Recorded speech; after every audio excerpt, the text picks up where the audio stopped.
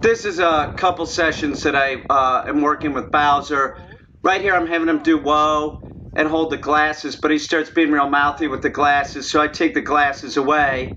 Essentially, in most of these, I'm teaching Bowser that he needs to do everything as an implied stay, so I'm starting to drop the leash. You'll see here that I drop the leash, and it doesn't go well at first, but when you start doing this with the dog, just make sure that you can step on the leash, make sure that the dog doesn't, get away from you.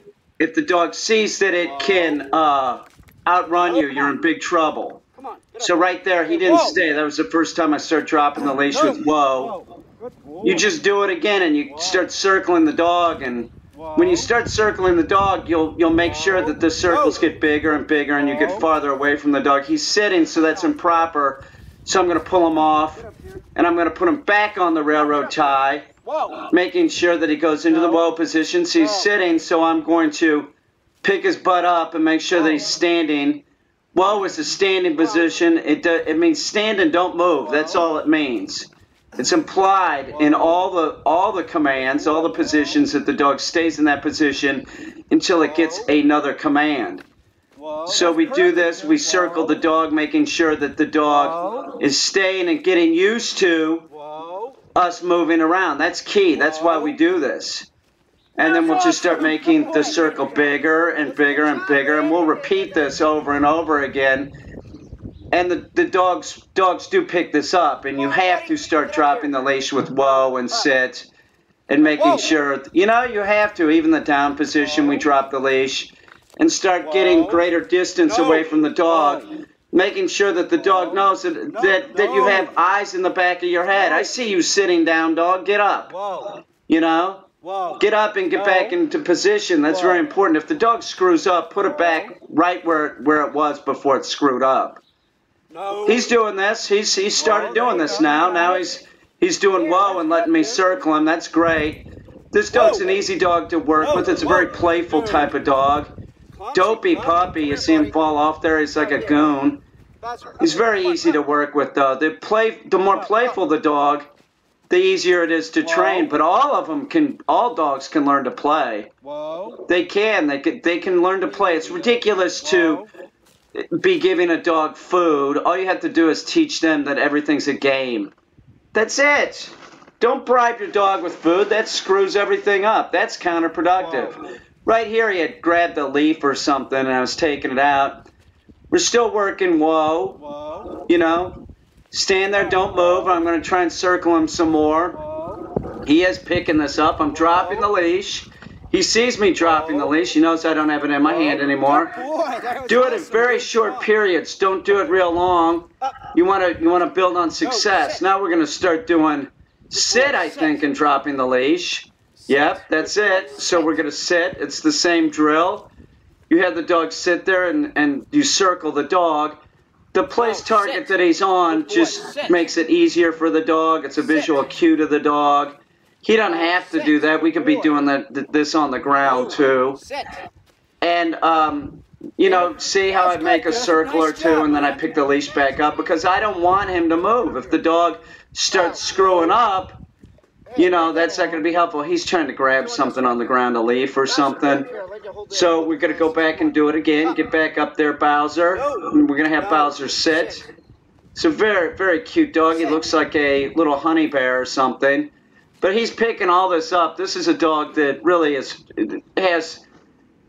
this thing that he really likes to hold stuff. And we are using that for positive reinforcement. I just told him, I said, if you do it, I'll let you hold the reading glasses. I introduced him to a Frisbee yesterday. He loves the Frisbee. He'll be doing it before he goes home. That's my guess. And when he sees the Frisbee, he'll work for the Frisbee. Just putting the Frisbee in his mouth. And, that's what you need to keep in mind if you have a dog, that the dog, look at him, he's so cute. You don't have to give the dog food. Anything that the dog likes, you can use as positive reinforcement. You can praise the dog, you can pet the dog, you can use toys. And in this case, the reading glasses are considered a toy. And these toys that I'm talking about, like the retrieving objects, they're never The dog's never allowed to have these in the crate, the Frisbee. That's not what you do. Those are only used when they're, you know, you're supposed to be interacting with the dog. If you want the dog to play, you're supposed to be playing with the dog. You don't give the dog a tennis ball in its crate to chew on.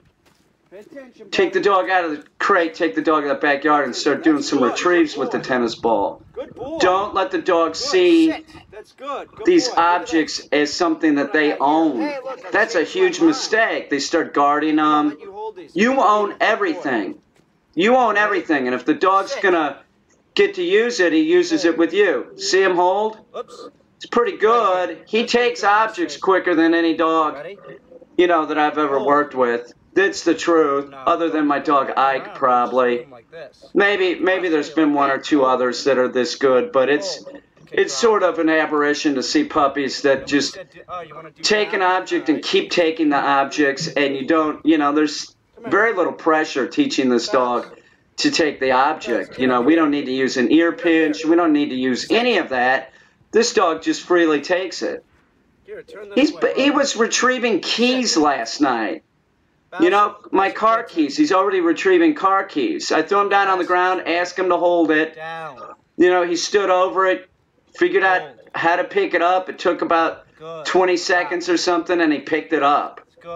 You know, you throw something on the ground to this dog's going to try and pick it up. It doesn't matter what the object is. I could train him to pick up a fork. Seriously. This guy is great. See him doing the down position, and when I'm using for positive reinforcement, I'm using the reading glasses. So when he gets in the down position, I let him put the reading glasses in his mouth. We're still working on drop. I'll tell you what's going to be a game changer for Bowser is putting an e-collar on this guy. He's going to get so compliant. I'm telling you, you guys are going to be seeing the slickest puppy videos coming out with this guy. All this like kind of puppy behavior and stuff, you just sort of put up with it. You don't use a lot of pressure with the puppy. But at about 4 months, which he's getting there, he's right about 4 months, then you can start using pressure, and you're going to just see a dog that's just going to look, you know, he's going to get a lot more compliance. He's going to get a lot slicker doing everything. He's you know, like all this, like, see how he's always sort of like bending down, trying to pick up grass and all that stuff? That's just going to sort of dissipate. This is the down position, and I want him to get used to the leash correction with the foot.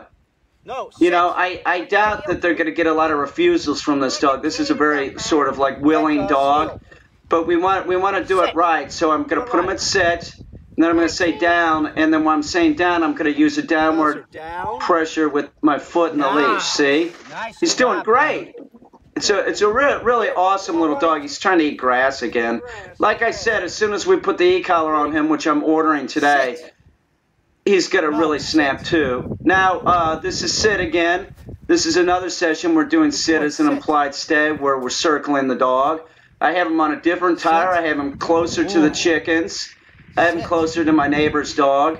We're using that as distractions. It's very windy today, too, so there's a lot of stuff blowing around. That's a distraction, too. This dog is awesome. He's doing great. He's right on schedule.